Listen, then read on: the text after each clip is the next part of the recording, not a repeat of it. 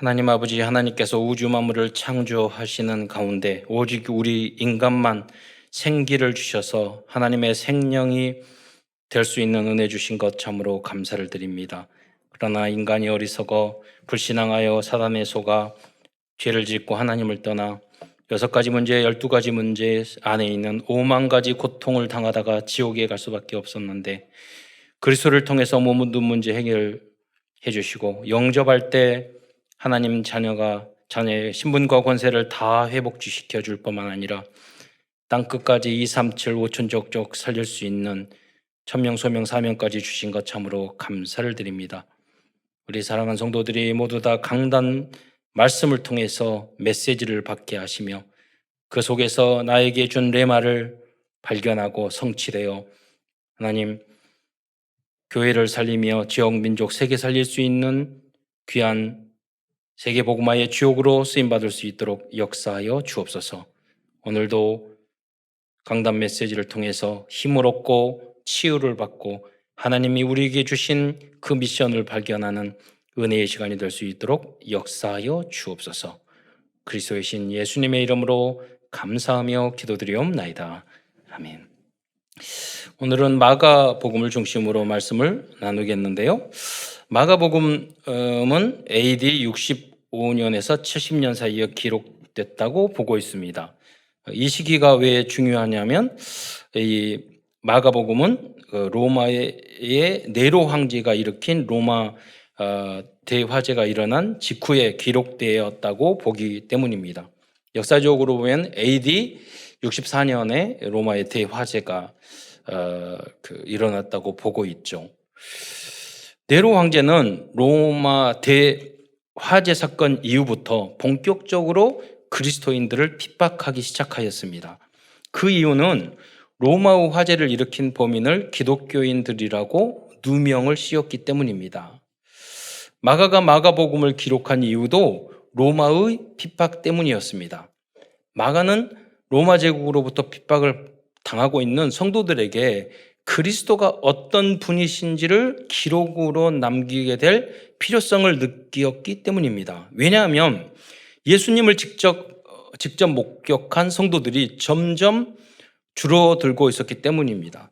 그래서 예수님이 승천하신 이후로 부활하여 승천하신 이후로 30년이 지났어요. 그러니까 자연사하기도 하고 로마의 핍박을 받기 때문에 순교하기도 하고 그래서 그 예수님의 12제자 베드로가 있거나 12제자가 있을 때는 그분들이 직접 예수님에게 들은 말씀을 전할 수 있었잖아요.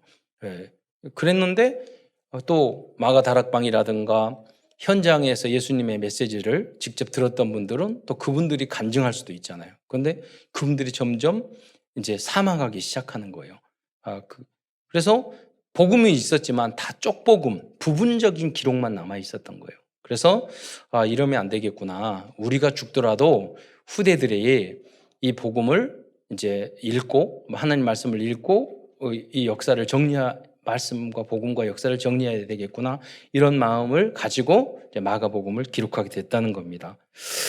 그리고 예수님의 말씀과 행적을 가장 잘 알고 있었던 베드로 사도도 로마에서 순교하였기 때문입니다. 코바디스라는 영화를 보면 이제 로마에서 거꾸로 십자가에 달려서 사망하잖아요. 그러니까 예수님 측근에서 가장 가까운 곳에 있어 예수님에게 가장 많은 말씀을 들었던 베드로가 또 순교하는 거예요. 그러면 그런 자료가 이제 없어지기 시작하잖아요.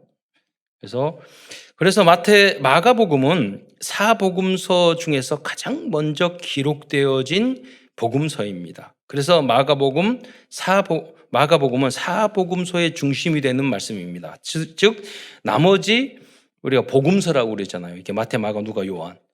그 중에서 마태, 누가, 요한 3복음서는 마가복음의 내용을 참고로 하여 기록한 것으로 보고 있습니다. 마가복음서의 내용은 총 16장으로 되어 있어서 그 길이는 짧지만 그러니까 쉽게 말하면 참고했다는 말은 뭐냐면 사복음서의 뼈대를 이루고 있는 복음서라는 거예요. 중요 핵심적인 흐름을 기록해놨다는 거예요. 그래서 장구하고 길게 설명을 하지 않아요. 예, 짧게 설명을 해요.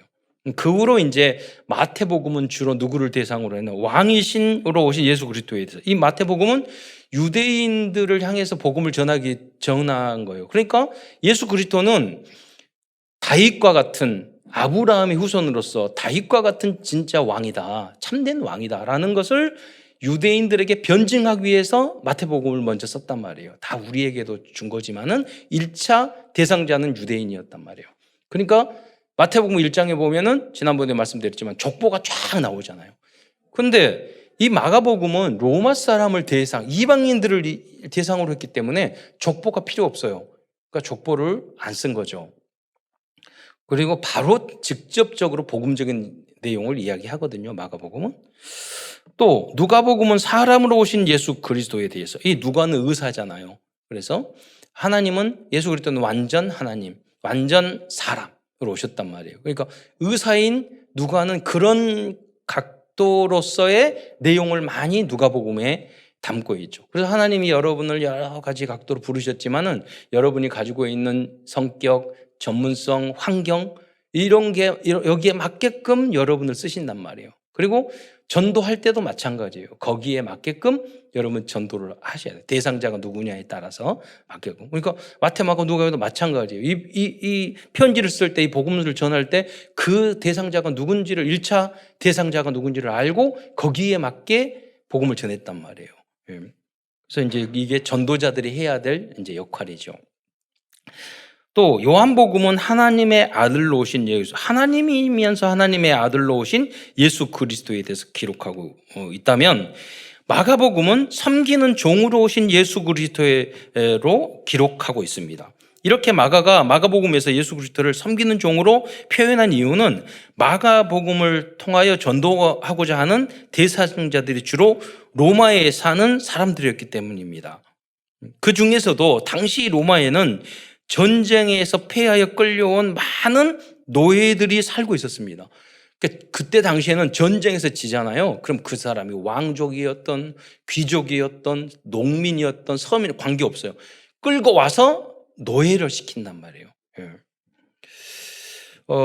그들에게 복음을 전하기 위해서는 그리스도는 하나님과 동등되신 하나님의 아들이셨지만 우리들을 구원하기 위해서 섬기는 종들로 이 땅에 내려와 고통을 당하시고 십자가에 돌아가셔. 누구에게 고통을 당하고 누구에게 십자가에 돌아가셨죠? 로마 제국에 의해서 고통당하시고, 유대인도 그랬지만 결국 로마 제국의 십자가에 돌아가죠. 똑같다.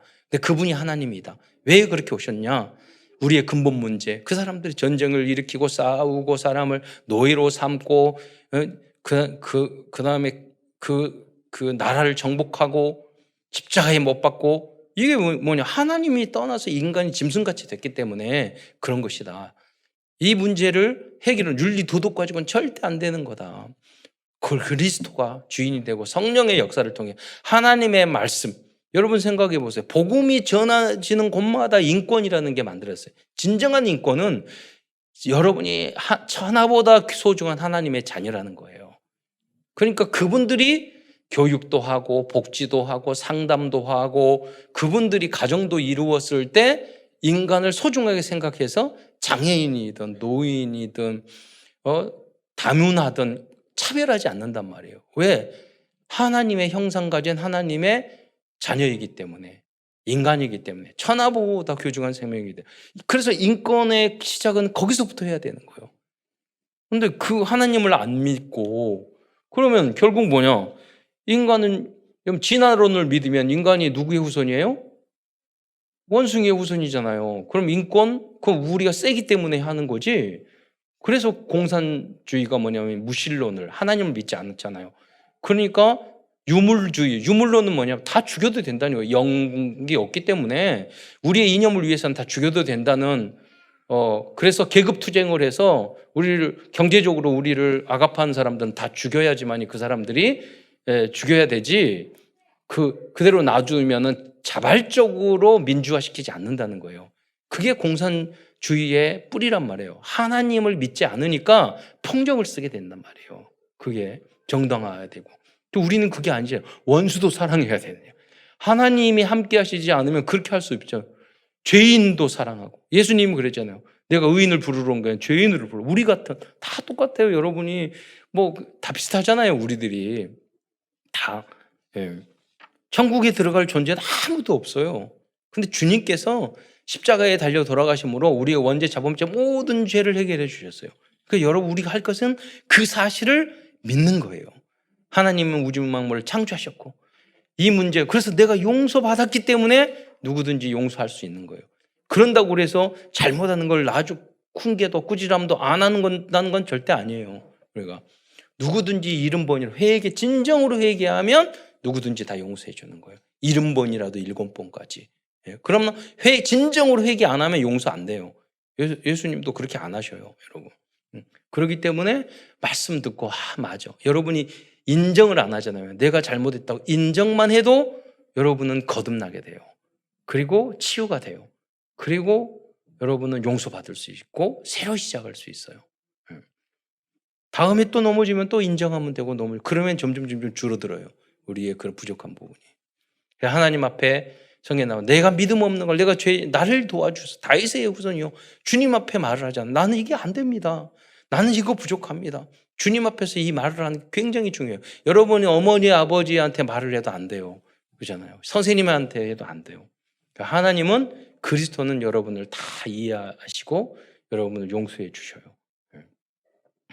그래서 마가복음을 보면 전체 내용의 3분의 1이 예루살렘 입성부터 십자가 사건 전후에 대해서 기록하고 있어요. 즉 그리스도가 고난받은 내용을 기록하고 있다. 예수님 하나님이신 이분도 노예같이 와서 로마 정부를 이렇게 고난을 당하셔서 우리를 구원해 주셨다. 그러니까 이분을 우리가 믿자. 근데 그분이 고난을 당할 때 여러분 천문 천사 보내서 다 쓸어버릴 수 있는데 안 하셨잖아요. 예수님이 끝까지 십자가에 달려 돌아가 조용히 어린 양처럼. 그냥 그분이 돌아가셔야지 대속에 대신 속죄했다는 거예요. 대속에 어린 양으로 조용히 돌아가셨다. 그러니까 로마의 핍박을 받으면서 그 사람들도 우리는 아무 잘못 없는데 왜 우리를 종교 탄압해요? 이런 사람 없다니까. 여러분 코바디스 영화 보면 사자를 굶겨가지고 거기서 뜯어먹어서 죽이게 하고 불태워 죽이는데도 찬양하고 기쁘게 갔단 말이에요.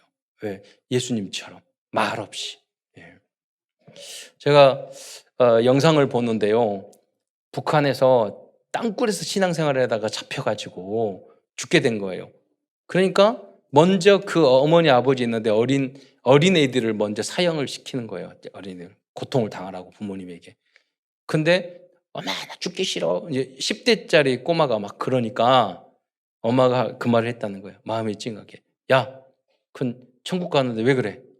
조용히 죽어. 그리고 금방 가서 만나자. 지하에 있던 그분들이 진짜 믿는 거 아니에요? 초대교인들이 핍박받았을 때 그랬어요. 우리가 초대교회 그 신앙을 우리가 이어받아야 돼요. 그렇게 하면 지금은 그러나 순교하고 싶어도 순교하는 때가 아니잖아요. 우리 한국 같은 경우. 그럼 우리 시간표는 뭐냐?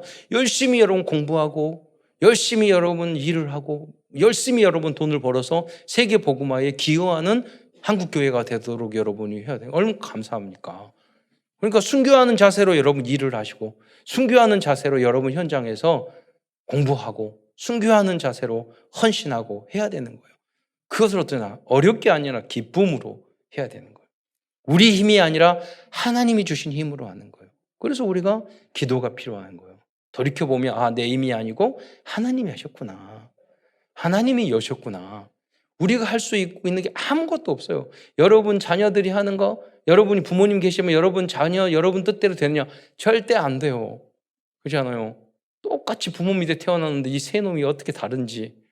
그렇잖아요. 다 달라. 뜻대로 절대 안 돼요.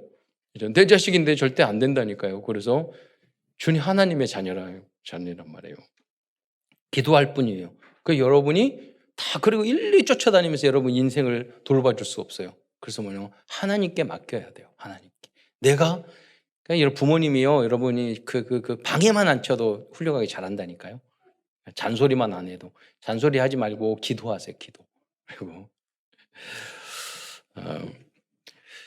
하나님의 절대 주권을 믿으시기 바랍니다. 초대교인이 그 신앙으로 우리들에게 이 믿음을 유전해 줬다니까요. 순교자의, 순례자의 그 믿음, 남은 자로서의 그 믿음. 이사야 선지자는 그래서 예수님의 십자가 고통을 당하기 약 700년 전에 사람이었지만 이사야서 53장에서 우리를 대속하기 위하여 이 땅에 아까 본문으로 읽었던 내용이잖아요. 오시 십자가의 고통을 당하실 예수 그리스도의 모습을 놀랍게 정확하게 표현하고 있어요. 여러분 성경에 보면 예수님에 대해서 직접적으로 예언한 게요 500개고 간접적으로 예언된 게 거의 3,000군데예요. 이런 분이 없다니까요. 여러분 세종대왕이라든가 공자, 맹자가 언제 태어났으면 어떻게 하면 어떻게 고난, 어떻게 죽을지, 뭐를 할지 그거 나옵니까? 그 인류 역사상 그런 인물이 아무도 없어요. 오직 예수 그리스도 성경만이 그렇게 했다. 왜 그렇게 성경을 예언을 했을까요? 하나님은 시공간을 초월하신 전능자라는 것을 우리들에게 성경을 통해서 증명해 주시는 거예요. 네. 마가복음서는 마가 다락방 주인의 아들인 마가 요한이 기록한 내용입니다. 여러분 대답하면 틀리면 창피하니까 대답은 하지 마세요. 제가 틀릴 가능성이 많으니까 제가 질문을 하긴 하겠는데 마가가 예수님의 12제자 중에 한 사람이에요? 아니에요? 12제자이에요. 마가는 예수님의 12제자가 아니에요? 마태, 마가, 누가요? 누가도 아니에요. 마태, 마가, 누가 중에 마태와 요한만 예수님의 12제자란 말이에요. 근데 이제 이게 너무 중요한 내용이기 때문에 우리가 마가를 예수님의 12제자로 생각한단 말이에요. 왜 그러냐? 이 마가는 마가 다락방의 주인의 아들이에요. 그렇게 복음 가지고 우리의 입장에서 얼마나 중요합니까? 그러니까 마가 다락방의 어머니가 마리아인데 이 아들이 성경 전체를 기록하는데 핵심적인 성경을 쓰셨단 말이에요. 그거 무슨 말입니까? 이 부모님의 신앙을 말하는 거죠. 예. 우리들이 그래 부모님의 신앙이 중요한 거예요. 여러분이 마리아처럼 믿음을 가지면 천대만대의 후대가 응답을 받게 되는 줄 믿으시기 바랍니다. 그래서 마가복음의 내용도 중요하지만 마가 요한이 어떻게 해서 마가복음을 기록하였는지에 대한 과정을 아는 것은 마가복음을 이해하는 데 큰 도움이 됩니다. 그래서 큰 첫 번째에서는 마가복음을 기록한 마가 요한에 대하여 말씀드리고자 합니다. 사도행전 12장 12절에 보면 마가의 이름을 마가라 하는 요한이라고도 부르고 있습니다. 마가 요한의 어머니의 이름은 마리아였다고 기록하고 있습니다. 여기 이로보건대 마가 다락방의 여주인의 이름은 아까도 말씀드렸지만 마리아였다는 거 알 수 있어요. 예수님의 어머니도 마리아. 예, 그래서 그때 주로 많이 썼던 이름이죠. 요한도 마찬가지예요. 많이 썼던. 그래서 저기 그 이슬람 거기 보면은 이름이 다 똑같아요. 모하메드. 어떻게 할까? 너무 많은 거예요. 예. 저기 그 러시아에 가면은요, 가서 나타샤 그러면은 여자들 3명 중에 1명 돌아본대요. 그 나타샤는 이름이 많은가 봐. 그런 식이죠. 그래서 그럭저럭 이제 마리아 이름, 또 요한의 이름이 많이 있었죠.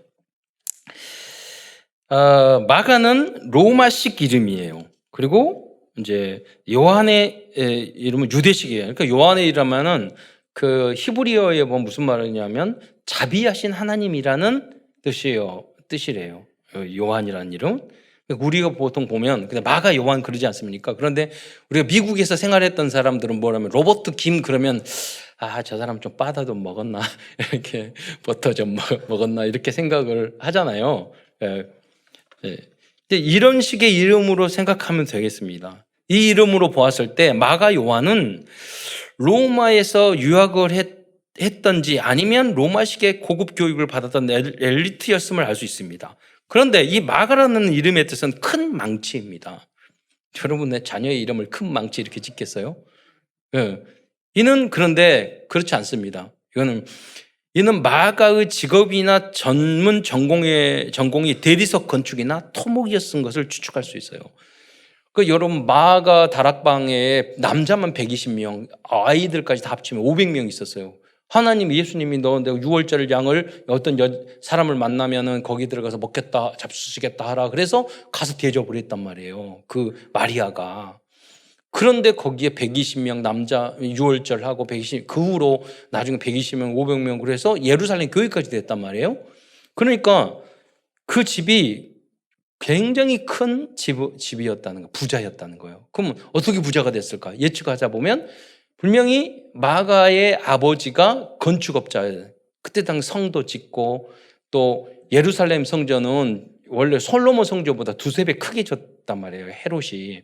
그때 건축업을 하고 했던, 그래서 돈을 많이 벌었단 말이에요. 그래서 하나님의 시간표에 따라서 그 예루살렘 교회 마가다락방에 헌신할 수 있는 그런 가문이 되었던 거죠. 그래서 이제 자녀의 이름을 큰 망치. 여러분 이제 돌 깨는 거 보셨어요? 망치 보면은 깡 정으로 때리잖아요. 그거에는. 그럼 뿐만 아니라 마가는 그러면서도 사도 바울을 안디옥 교회로 데리고 온 바나바의 생질, 즉 조카였습니다. 골로새서 4장 10절에 보면은 사도 바울이 직접 그렇게 말해요. 바나바의 생질 마가라고 기록하고 있어요. 안디옥 교회에서 예루살렘을, 그리고 그러면서 예루살렘을 방문한 바울은 마가 요한을 안디옥 교회로 마가 요한을 안디옥으로 데려갔습니다. 이게 무슨 말이냐면요. 예루살렘에서 교회 성도들이 이렇게 부흥을 하니까 핍박이 왔어요. 그러니까 안디옥 쪽으로 도망갔어요. 안디옥 교회. 그래서 안디옥 교회를 설립을 했단 말이에요. 그런데 흉년이 일어나게 된 거예요. 그래서 예루살렘이 굉장히 교회나 성도들이 어렵게 되어서 안디옥 교회에서 헌금을 해서 헌금을 해서 후원금을 갖다 준 거예요. 뭐냐면 여러분 마가 다락방에 있는 마리아의 집도 이 너무나도 흉년 때문에 경제적으로 어려움을 당해서 도움을 받아야 되는 성도들도 또 많잖아요. 핍박받는. 그 일을 하는데 가서 이 바나바가 가서 자기의 조카 마가를 데리고 안디옥으로 왔다는 거예요. 예. 쉽게 말하면 저도 우리 조카들이 있는데 복음을 받으면 이제 영국에 있는 우리 조카한테 야, 복음을 들어야 돼. 다락방 메시지가 진짜 이 시대에 꼭 여러분이 알아야 돼요. 그럼 쑥쑥 들어보고 이해가 안 되고 그러니까 우리 조카는 미국에서 영국에서 막 명문대 다닌단 말이에요. 그러니까 막 비판적으로 이야기를 해요. 지난번에 가니까 그 하나님을 믿는데 그런데 그 창조나 진화를 뭐 이런 이야기를 하더라고요. 그건 창조는 못 믿겠다고. 그래서 내가 이야기 쭉 설명하면서 그러면 빅뱅의 증거가 있어? 말해봐. 진화의 증거가 있어? 없잖아. 응? 그 증거 알고 있는 거 말해봐. 없잖아요. 그러니까 여러분 창조도 우리가 보지고 과학적으로 증명할 수 없어요. 진화도 증거 없어요. 여러분 뼈가 다 있다. 여러분 그러면 뼈가 진화됐으면 만년 단위로 100만 년이면 100만 년 단위로 뼈가 나와야 될 거 아니에요. 단계. 100만 전제 하나 나오고 그렇게 나오고 증거 없다니까요. 과학적으로. 근데 그걸 교과서를 만들려고 하니까 하나님이 없대 하다 보니까 뭐 몇백 년 됐고 몇백만 년 됐고 이렇게 말할 뿐이지 증거는 없어요. 여러분. 그래서 그 이야기를 했어요. 그래서 그것도 믿는 거야. 우주 만물이 창조된 것도 너 끝이 어딘지 모르잖아. 우주 만물이 창조 너 알아? 우주의 끝이 어디야? 그래서 여러분 잘 먹고 잘 살잖아요. 그래서 모르고도. 그래서 우주 창조도 진화도 증명할 수 없어. 그래서 믿는 거야. 믿는 거야. 그래서 하나님 어떤 세상의 차기도 무에서 유를 여러분 엔트로피 법칙에 의하면은요, 여러분 모든 만물은 다 나빠진다고 나오고 있어요. 그게 연력학 제2법칙이에요. 모든 걸 쓸 수 있는 것에서 쓸 수 없는 거로 나빠진다는 거예요. 그게 법칙이야. 근데 진화론은요, 론이야. 법칙은 만유인력의 법칙은 절대 진리를 말하는 거예요. 진화론은 진리가 아니야. 의견이야, 여러분. 얼마든지 바꿀 수 있는 논리란 말이에요. 근데 진화론을 진리로, 법칙으로 여러분 잘못 가르치고 있단 말이에요. 과도하게. 그래서 틀린 이야기를 쭉 조목조목 이야기하면서 이야기했어요. 그랬더니 인정을 하고 그러더라고요. 그러니까 여러분 무슨 말합니까? 공부를 많이 하고 그러면 조카들에게나 누구에게 이렇게 복음을 전할 때 그럴 수 있거든요. 아마 바나바가 그런 이야기를 한 것 같아요. 그러면서 복음 속으로 들어가라. 그래서 이제 마가 요한이 이거 안 되겠다. 공부만 많이 했는데 믿음이 없으니까 선교 여행 같이 데려가야지. 그래서 훈련을 좀 시켜야지. 그래서 안디옥 교회로 데려온 거예요. 그 후 사도 바울이 1차 전도여행을 떠날 때 이 요한을 수행원으로 두었습니다. 사도행전 13장 5절에 보면 그래요. 하나님 요한을 수행원으로 두었더라. 그렇게 됩니다. 안디옥 교회에서 그래서 바나바와 또 여러 명 중에서 사도 바울이 있는데 뽑아서 선교사로 파송을 했단 말이에요. 안디옥 교회에서. 그런데 그때 마가 요한을 수행원으로 뒀어. 쉽게 말하면 심부름꾼이야. 여러분, 어려운 여행을 떠났는데 막내로서 있으면 야, 뭐 가져와. 야, 그거 가져와. 뭐 가져와. 심부름 할 거 아니에요. 집 여거 들어. 이럴 거 아니에요. 믿음도 별로 없는데 부잣집 아들로서 금수저로 태어나서 했는데 별로 믿음도 없는데 하나님은 믿어. 그러나 그 정도 헌신된 모습은 아니었단 말이에요. 그런데 이제 바나바가 워낙 믿음이 좋아. 삼촌이 끌고 다니는 거예요. 믿음을 심어주기 위해서. 결국은 마가는 그렇게 삼촌의 어머니의 기도의 기도대로 그렇게 응답을 받았죠. 그래서 여러분 중보하는 게 아주 중요해요. 여러분 강제로 여러분 신앙생활 없을 때 막 끌어주는 사람이 처음엔 귀찮고 왜 나에게 이렇게 힘들게 만들고 신앙은 자유 아니야 뭐 이렇게 말할 수 있지만 나중에 믿음을 갖게 되면 그때 교회 가자, 훈련 받아야 된다, 말씀 읽어야 된다 이렇게 했던 분이 너무나도 감사할 그날이 여러분 분명히 온다니까요. 안 오면 큰일이에요. 와야 돼요, 여러분. 그런데 어떤 이유에서인지 마가 요한은 1차 전도 여행 도중에 버가에서 사도 바울 일행을 떠나 예루살렘으로 돌아가 버리고 말았습니다. 선교 여행 도중에 포기한 것입니다. 사도행전 10장 13절에 보면은요, 요한은 바울과 및 한번 그 자막으로 보여주세요. 바울과 및 동행하는 사람들이 바보에서 배 타고 밤빌리아에 있는 버가에 이르니 요한은 그들에게서 떠나 예루살렘으로 돌아가 버렸어요. 이후 2차 전도 여행 때 마가 요한의 일로 바울과 바나가 심히 다투는 겁니다. 사도행전 15장 37절로 41절 왜 다투었을까요? 그 내용을 한번 쭉 읽어보면 이해가 되기 때문에 같이 읽도록 하겠습니다. 사도행전 15장 37절로 41절입니다. 시작. 바나바는 마가라 하는 요한도 데리고 가고자 하나 바울은 밤빌리아에서 자기들을 떠나 함께 일하러 가지 아니한 자를 데리고 가는 것이 옳지 않다 하여 서로 심히 다투어 피차 갈라서니 바나바는 마가를 데리고 배 타고 구브로로 가고 바울은 실라를 택한 후에 형제들에게 주의 은혜에 부탁함을 받고 떠나 수리아와 길리기아로 다니며 교회들을 견고하게 하니라. 여러분 복음과 선교를 하는데 왜 이렇게 두 사람이 싸웠을까요? 왜 그러냐? 그래서 제가 초급, 중급, 고급, 초특급의 믿음을 말을 하는 거예요. 마가는 하나님을 다 믿었다니까요. 그래서 따라왔어요. 마가의 그때 시간표는 신앙은 어떤 신앙이에요? 초급, 중급이에요. 예수님 영접하고 하나님 존재도 믿고 성교의 소중함도 알고 순종도 하고 따라갔어요. 그런데 중급 믿음 초급, 중급밖에 안 됐어. 그래서 자꾸 갈등이 생기는 거야.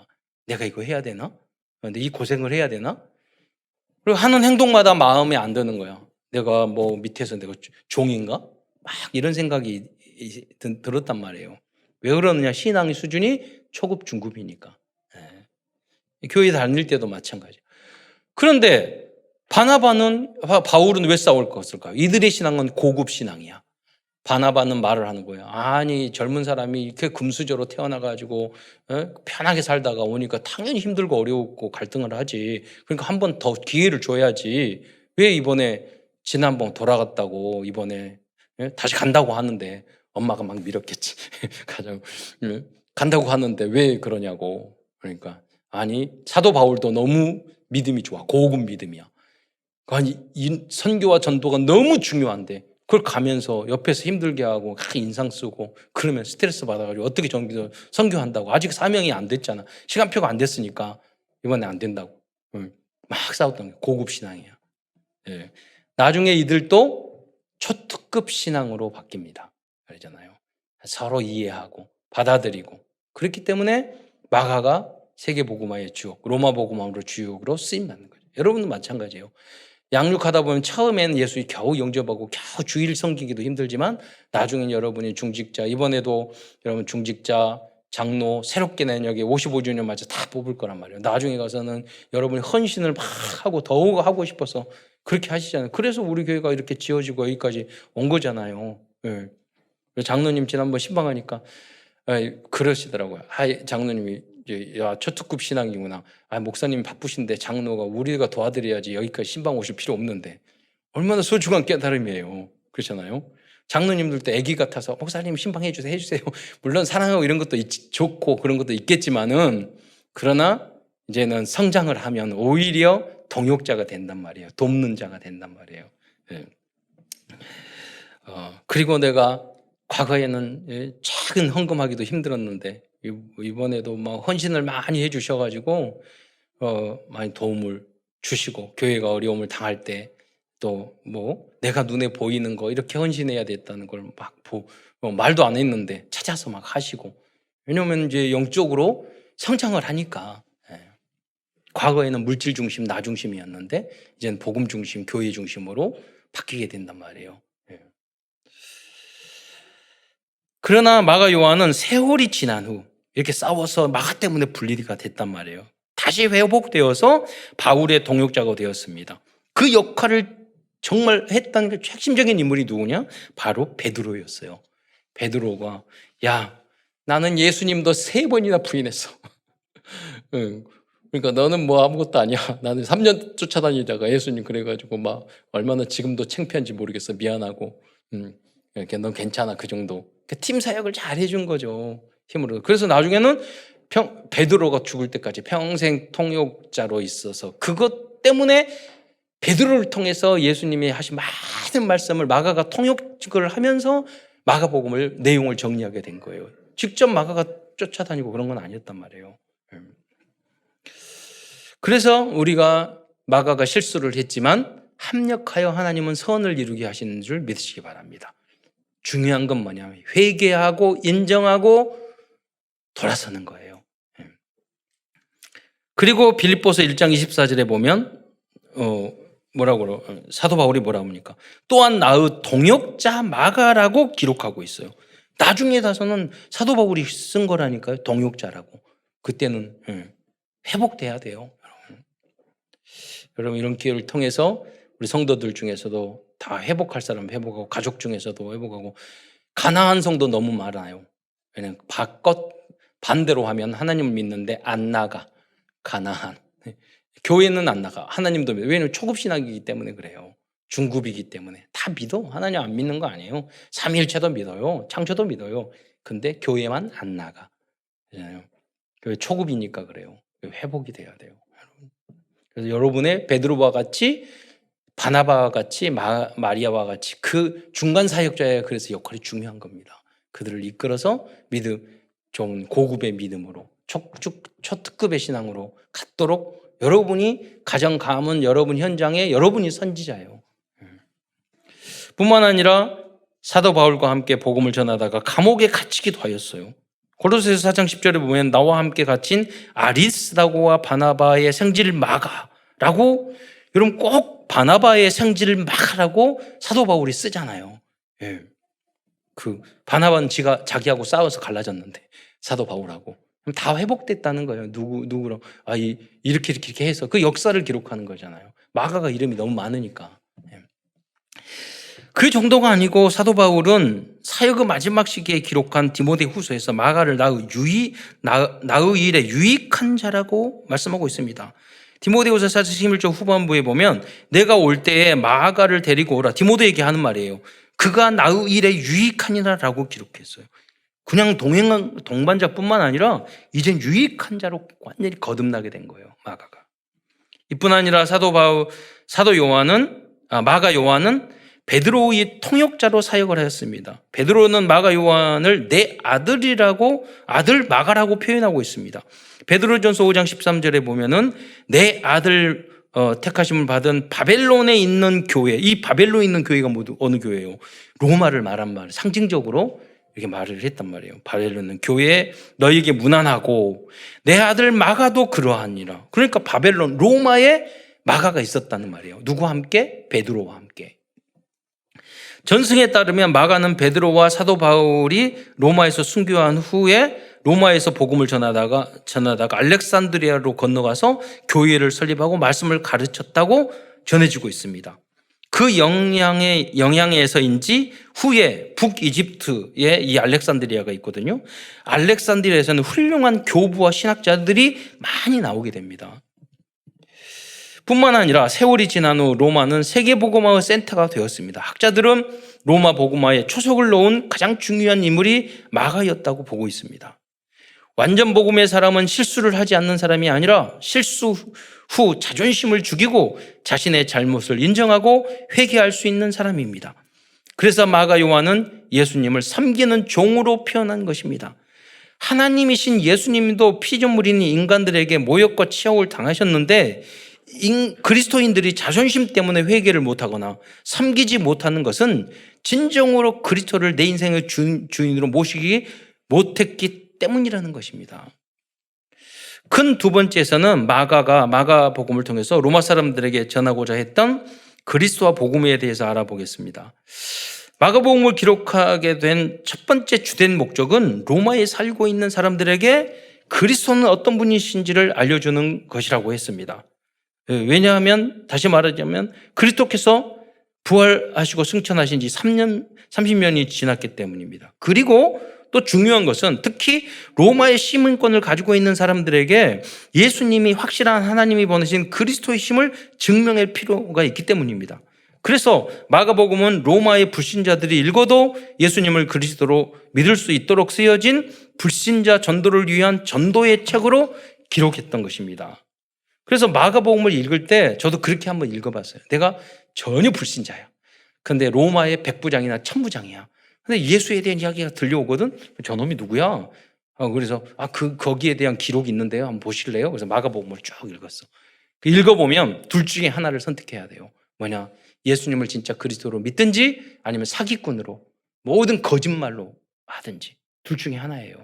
중간은 없어요. 그래서 첫 번째에서는 마가복음에 기록된 그리스도에 대한 증언들에 대해서 또가 그 증언들에서 말씀드리겠습니다. 첫 번째 마가 요한은 예수님이 이 땅에 오신 것은 그냥 오신 것이 아니라 말씀을 성취한 사건이고 예언대로 말씀대로 예언돼서 오셨다고 말을 하고 있어요. 마가복음 1장 2절에 보면 선지자 이사야 그래 보라 내가 내 사자를 내 앞에 보내리니 내 사자를 내 앞에 보내리라고 그랬어요. 그 사자는 누구냐? 세례 요한을 의미합니다. 그러니까 무슨 말이죠? 세례 요한은 헤로디아 자기 여인의 때문에 헤롯에 의해서 목이 잘려졌단 말이에요. 이 사건이 유명한 사건이었어요. 근데 그 세례 요한이 어떤 사람이냐? 이미 예수 그리스도를 위해서 먼저 와서 세례 요한이 그러잖아요. 예수님의 세례도 주고 예수님의 나는 그리스도가 아니다. 그의 신발 끈도 묶지 못할 존재이다. 이런 고백을 하거든요. 근데 몇백 년 전에 이 세례 요한이 이 땅에 올 것이 성경에 예언되어 있다. 그분이. 그런 증거를 다 보여주는 거예요. 그래서 무슨 말입니까? 예수님은 그리스도다. 몇백 년, 몇천 년 전에 오시기로 예비된 그 증거를 쫙 나열하는 겁니다. 마가는 로마 사람들에게 하나님은 시공간을 초월하여 절대 주권을 가지고 하나님의 구원의 사역을 편집, 설계, 디자인하시는 전지전능하신 분이심을 알려주고 있습니다. 하나님은 이런 대단한 분이야. 너희들이 보고 너희들이 믿든지 말든지 너희들이 선택을 해야지. 그 말이에요. 로마 사람들에게 편지를 보내는 거예요. 두 번째로 마가복음에 보면 귀신을 쫓아낸 그리스도에 대해서 증언하고 있습니다. 이 증언을 보면 대부분 귀신들이 먼저 예수님을 알아보았습니다. 마가복음 12장 12절로 24절을 보겠습니다. 한번 함께 읽겠습니다. 시작. 아침 그들의 회당에 더러운 귀신 들린 사람이 있어 소리 질러 이르되 나사렛 예수여 우리가 당신과 무슨 상관이 있나이까 우리를 멸하러 왔나이까 나는 당신이 누구인 줄 아노니 하나님의 거룩한 자니이다. 여기는 귀신 들린 사람이 증언했단 말이에요.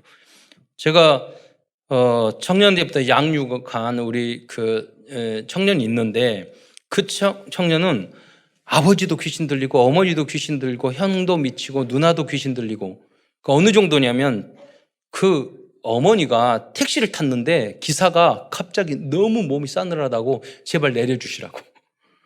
그럴 정도였어요. 네, 오늘 이제 내려가서 안수 이번에 그런데 그 친구가 장로가 됩니다. 그 친구가 비벼서 굉장히 너무너무 치유받기 어려워요. 근데 방법은 딱 한 가지밖에 없어요. 복음밖에 없어요. 가정 가문 살려고. 이게 귀신이 역사하니까 도저히 너무너무 힘든 과정을 밟는 거예요.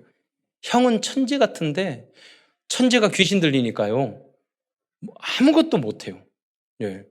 그러니까 어느 정도 천재냐면요. 그냥 CNN을 보고 영어를 잘잘잘 한다니까요. 저런 천재도 있구나. 저 기타 배운다고 그래서 제가 기타 책하고 쟤를 줬더니요. 그 코드를 일주일에 다 외워버렸더라니까요. 그래서 깜짝 놀라. 나한테 형이라고 그랬는데 형 그 기타 배우고 계시고 책 빌려주세요. 그러니까 기타하고 줬더니 일주일 만에 갖다 줘. 왜냐면 뭐 안 하려고 그랬더니 다 외웠어요. 그러니까 깜짝 놀랐어요. 그런데 미쳤어. 귀신 들렸어. 의외로 많다니까요. 여러분 주변에. 그런데 그들을 치유할 수 있는 방법은 뭐냐? 그리스도밖에 없는 줄 믿으시기 바랍니다. 근데 중요한 건 그 로마 시대는 귀신 들려 영적으로 우상 숭배했기 때문에 굉장히 많았어요. 여러분 지금도 시골에 이런 데 가면 귀신 들리는 것이 제주도에 가면 굉장히 많습니다. 그들이 다 생활이에요. 삶의 귀신과. 근데 그들이 와서 예수님을 증언한 내용이 마가복음에 많이 나온단 말이에요. 그러니까 로마 사람들이 딱 봤을 때 로마 백부장, 천부장 내 주변에 귀신 들린 사람 많아. 근데 그들이 와서 증언해 줬어. 이분이 진짜 이런 일이 없는데. 그거는 이걸 거짓말로 치부하든지 아니면 예수님을 그리스도로 믿어야 되는 거예요. 또한 요한은 세 번째로 마가복음을 통해서 인간의 능력으로는 절대 불가능한 병들을 치유하시는 모습을 증언하고 있어요. 그래서 1장에 보면 문둥병자를 예수님이 고치시고 2장에 보면 중풍병자를 고치시고 단번에 3번째는 손 마른 자들을 고치시고 8장에 보면 소경을 또 10장에서도 소경 바디모웨를 고쳤어요.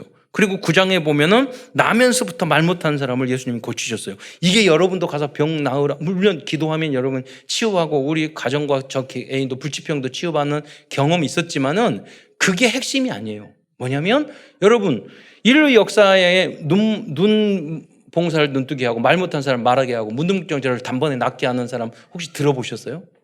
있나요? 아무도 없어요. 특히 4대 성인 중에 공자가 그랬다는 얘기 들었어요? 소크라테스가 그랬다는 소리 들어보셨어요? 아무도 없다니까요. 그걸 무슨 말입니까? 예수님은 전지전능하신 하나님이심을 증명해주고 있는 줄 믿으시기 바랍니다. 그것을 로마에 있는 사람들에게 알려주는 거예요. 엘리트들에게. 그냥 그런 보통 분이 아니다. 그것을 본 증인이 지금 다 살아있다. 당신은 그렇잖아요. 그러니까 이 그리스도를 위해서 우리는 목숨 걸어도 믿어라. 이 땅에 로마 제국 사는 게 문제가 아니라 우리는 하나님 순교하더라도 천국에서 영원히 살아야 한다. 그러니까 이 사람들 다 그걸 버리고 로마에 있는 시민권 다 버리고 순교했던 거죠. 수많은 사람들이. 그게 마가복음의 역할이었다는 거예요. 다음 네 번째로 예수님께서는 유대인들 지도자들의 변론에도 항상 승리하셨습니다. 마가복음 10장 20절도 23절에도 보면 그 내용이 나와요. 예수님께서 예루살렘에 입성하셔서 성전에서 장사하는 사람 막 때려 부시고 그러니까 화가 나셔서 내 집은 만민이 기도하는 집이다. 그러니까 유대인 지도자들이 어디 시골에서 올라온 청년이 와가지고 다 뒤집고 자기는 하나님의 아들이라고 그러니까 물어보는 거예요. 너가 무슨 권위로 그런 행동을 해? 물어보는 거예요. 그러니까 예수님이 딱 뭐라고 이야기하냐면 그러면 세례 요한의 권한은 세례 요한의 권한은 하늘에서부터냐 땅에로부터냐 물어봐요. 예수님이 질문을 하는 거예요. 예수님한테 너는 무슨 권위로 그렇게 해? 그러니까 세례 요한의 권위는 하나님이 주신 거예요. 그러니까 하나님이 했다고 그러면 핍박했잖아요. 왜 너희들은 왜 안 믿어? 이럴 거고. 사람들에게 했다고 그러면 사람들이 세례 요한을 다 따랐어요. 그러니까 이 사람들이 뭐라고 이야기하냐면 어디서 왔는지 우리는 모르겠다고 말을 해요. 왜냐하면 그 사람들 좀 잡히기 싫으니까. 그러니까 예수님이 마가복음 10장 30절에 뭐라고 합니까? 예수께서 이르시되 나도 무슨 권위로 이런 일을 하는지 너희에게 이르지 아니하리라. 무슨 말이냐면 예수님은 말싸움을 해서 지신 적이 없어요. 그리고 시비를 거는 사람에게는 설명을 해도 안 믿어요. 다른 이야기를 하잖아요. 예를 들어서 그래서 이상한 질문을 하는 사람들에게는 믿지 않으려고 예를 들면 여러분에게 하나님이 어디 있어? 그러면은 여러분 이렇게 하나님이 있어 증거를 말하라고 하면 안 돼요. 반대로 하나님이 없는 증거 말해봐. 하나님 왜 없어? 그 사람은요, 믿든지 안 믿든지 반대로 이야기해야 돼요. 진화론 그런 말을 하면 진화론의 증거 말해봐. 그렇잖아요. 우주 만물이 진화됐다는 증거, 빅뱅 증거 말해봐. 없다니까요. 없어요. 그러면 믿기 위한 거예요. 아니, 시비 거는 사람은 아무리 설명을 해도 안 믿는 거예요. 그러니까 믿음은 하나님의 선물인 줄 믿으시기 바랍니다. 그러니까 여러분 기도하다 보면 하나님이 역사하셔야 돼요. 그러면 그런데 이제 그냥 믿어지는 게 아니에요. 이 예배의 현장에 와서 자꾸 믿음은 들음에서 나고 들음은 그리스도의 말문이 나라 자꾸 들으면 그게 합력하여 나중에는 이해가 된단 말이에요. 이 마음의 문을 말씀이 열거든. 그러면 어느 날 성령이 들어가면 다 이해가 되고 다 믿어지기 시작하는 거예요. 그래서 여러분이 현장에 가서 진리를 하나님 말씀을 자꾸 말을 해줘야 돼요. 그러면 어느 순간 그 불신앙적인 것들이 다 깨지기 시작해요. 세상 사람들이 모르면서 굉장히 아는 척 하거든요. 몇 마디만 해주면은요, 그 깨지기. 그러니까 여러분이 그 정도로 성경의 모든 책들은 다 변증서예요. 전도를 위한 변증서야. 예수님도 항상 그렇게 하셨어요. 그들이 잘못된 것을 항상 말해 주셨어요. 그러니까 여러분도 현장에 나가면 전도를 하려고 그러면 이런 변증들이 많단 말이에요. 제가 지난 말했잖아요. 서울대학교 나오는 생물 연구하는 장로님인데 교과서를 쓰는 장로님이셨는데 제가 신학교에 그분이 생물학 박사에 이하 여자고 교과서 썼는데 친구들 모여가지고 서울대학교 사범대학교 생물 교육과 모여가지고 야 이거 진화론 틀렸잖아 이거 왜 그 교과서 이거 빼자 막 이야기했더니 그 친구들이 그러더래. 아니 이거 빼면은 늘 게 없잖아. 믿는 게 아니야. 그래서 넣어서 그 진화론이 우리 복음을 전하는데 얼마나 큰 방해를 주고 있는지 몰라요. 그러니까 공부 잘해가지고 그 현장에서 여러분이 리더자가 돼야 되는 거예요. 잘못된 지식, 우리 인간을 망하게 만드는 지식. 그러면 대학 많아지면 우리가 행복해집니까? 그래요? 지식이 많아지면 행복해져? 안 그런다니까요. 우리 인류 역사인데 지금 대학이 가장 많고 지식이 가장 많은데 가장 자살 많이 하고 가장 불행하고 그런 사회예요. 윤리도덕적으로 가장 타락하고 그런 세상 교육으로는 안 되는 거예요. 그래서 여러분 하나님의 말씀이 너무너무 중요한 거예요. 마가복음은 이 사건을 통해서 예수님은 최고의 지혜를 가진 전능하신 그리스도의 힘을 증명하고 있습니다. 또한 다음 다섯 번째로 또한 십자가에 달리시기 전 마지막 화요일에 마가복음 11장 20절에서부터 13장 13절에 말씀하신 교훈은 그 어떤 유대인의 지도자들도 가르치지 못한 교훈과 비유를 말씀해 주고 있어요. 그 유대인들이 그걸 잘 읽어보면 깜짝 놀란단 말이에요. 우리들이야 그 유대인이 아니기 때문에 별로 감동 없는데 유대인들은 서기관과 바리새인과 전혀 다른 메시지를 준 거예요. 만일 어떤 로마인이나 유대인들이 아무런 선입견 없이 마가복음을 읽는다면 두 가지 중에 한 가지를 선택해야 할 것입니다. 전에도 아까도 말씀드렸지만 첫째는 예수님을 그리스도로 믿든지 아니면 마가복음의 기록들을 가짜라고 부인해야 할 것입니다. 그런데 당시 많은 로마 사람들은 마가복음을 보고 그리스도인이 되어서 순교까지 하였던 사람들이 많이 일어났어요. 지금도 여러분 예수 안 믿을 것 같지만 아니에요. 세상 전혀 답 없어요. 여러분만이 답을 가지고 있어요. 그리스도만 답, 하나님 말씀만 진리야 답이고 기준 수준 표준이에요. 다른 것들은 다 아니에요. 지나보면. 우리도 부족하고 넘어질 때도 있지만 여러분의 윤리 도덕이나 여러분의 믿음을 전하는 게 아니라니까요. 우리는 예수님과 하나님 말씀을 전하는 거예요. 나도 하나님을 믿었는데 하나님 나 같은 죄인을 살려주셨어. 성경이 이렇게 나와 있는데 나도 못하는데 이렇게 해야 됐는데 그것을 전하는 거예요, 여러분이. 그러면서 같이 성장하는 거죠. 두 번째는 마가복음이 전한 복음의 핵심을 말씀드리겠습니다. 첫째로 마가는 마가복음 1장 1절에 하나님의 아들 예수 그리스도의 복음의 시작이라 라고 마가복음을 시작하고 있습니다. 예수 그리스도가 하나님의 아들이라는 사실이 복음이며 복음의 시작입니다. 그래서 예수님께서 베드로에게 너희는 나를 누구라 하느냐라고 물어보실 때 마태복음 16장 16절에서 시몬 베드로가 대답하여 이르되 주는 그리스도시요 살아계신 하나님의 아들이신다라고 대답했던 것입니다. 이 베드로의 고백의 중요성을 알고 있었던 마가 요한은 마가복음 첫 번째 시작을 하나님의 아들 예수 그리스도의 복음의 시작이라고 마가복음을 시작한 것입니다. 소의 새끼는 소이고 사람의 자녀는 사람입니다. 그러므로 하나님의 아들은 하나님이라는 의미를 담고 있습니다. 이 영적인 구원의 원리는 무엇일까요? 그것은 그 어떤 존재도 인류의 죄를 씻어줄 수 없습니다. 오직 예수님이 하나님이어야 된 이유를 말하는 거예요. 오직 하나님만이 우리 모든 죄인들의 죄를 단번에 죽으심으로 대속해 줄 수 있는 존재라는 것을 전제는 의미를 담고 있어요. 인간을 1000명, 10,000명 죽여도요, 우리의 죄를 대속할 수 없어요. 자기 죄의 문제도 해결 못해요. 그러니까 죄가 없으신 하나님인 그리스도가 십자가에 달려 돌아가셔야 되는 거예요. 이 사실의 중요성을 이해한 마가복음은 마가복음 1장 1절의 시작부터 하나님의 아들 예수 그리스도의 복음의 시작이라고 결론적인 메시지로 마가복음을 시작하는 것입니다. 좋은 논문은 글은 시작할 때부터 결론을 말하잖아요. 마가복음도 그런 거예요. 두 번째로 마가 요한은 예수님을 그리스도라고 말씀하고 있습니다. 예수님은 참 선지자, 참 제사장, 참 왕으로 오신 그리스도이십니다. 예수님은 천국 보좌에 계신 하나님께로 갈 수 있는 구원의 길을 여신 참된 선지자이십니다. 그래서 요한복음 14장 6절에 보면 내가 곧 길이라고 말씀하셨습니다. 예수님은 사탄의 권세를 박살내신 참된 왕의 직분을 담당하셨습니다. 그래서 요한일서 3장 8장에 보면 하나님의 아들이 나타나심은 마귀의 일을 멸하려 하심이라 라고 말씀하고 있어요. 마귀는 여러분 복음을 왜 가져야 됩니까? 여러분 안 가지면 여러분 개인, 여러분 가정, 여러분 부부 계속해서 여러분 고통을 줍니다. 갈수록.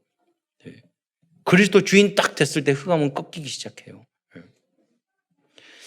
예수 그리스도는 참된 제사장이십니다. 예수님께서는 십자가에서 자신의 몸을 제물로 바치심으로 우리의 모든 죄를 대속해 주신 참 제사장이십니다. 그래서 마태복음 10장 22절에 보면 인자가 온 것은, 인자는 예수님을 말하는 거죠. 섬김을 받으려 함이 아니라 도리어 섬기려 하고 자기 목숨을 많은 사람의 대속물로 주려 함이라고 말씀하셨던 것입니다. 이 마가복음 10장 45절은 요절과 같은 말씀인데 여기에는 복음과 전도자의 그리스도의 삶을 말하고 있는 거예요. 복음은 뭐냐? 예수님이 십자가에 달려 돌아가셔 우리의 돌아가신 모든 죄를 용서해 주신 거예요. 대속해 주신 거예요. 그리고 섬기라는 거예요. 섬기는 자로 오셨다는 거예요. 여러분 직장에서도 가정에서도 어디를 가서든 교회에서도 섬기는 모습으로 예수님이 발을 닦아줬잖아요. 섬기는 모습으로 여러분 하면 문제가 될 게 하나도 없어요. 그러나 그런 모습을 하면 여러분 절대 리더자도 될 수 없고 승리할 수 없어요. 그 비밀을 준 거라니까요. 다시 회개하고 돌아온 마가 요한은 이 복음을 전하기 위하여 평생 헌신했던 것입니다. 결론입니다. 오늘도 하나님께서 마가 복음을 통해서 우리에게 주시는 CVDIP를 정리하면서 말씀을 마치고자 합니다. 커버넌트, 이 언약입니다. 마가 복음을 통하여 우리들이 붙잡을 언약은 예수 그리스도는 섬기는 종으로 이 땅에 오셨다는 것입니다. 그러므로 우리도 교회와 현장에서 항상 섬기는 복음적인 자세를 잊지 말아야 될 것입니다. 예수님이 당신이 죽을 때 다 살아났어요. 그렇잖아요. 여러분도 여러분 가정 안에서, 직장 안에서 여러분이 죽으면, 섬기면 다 살릴 수 있어요. 싸움으로, 내 고집으로, 내 자존심으로는 다 망쳐요.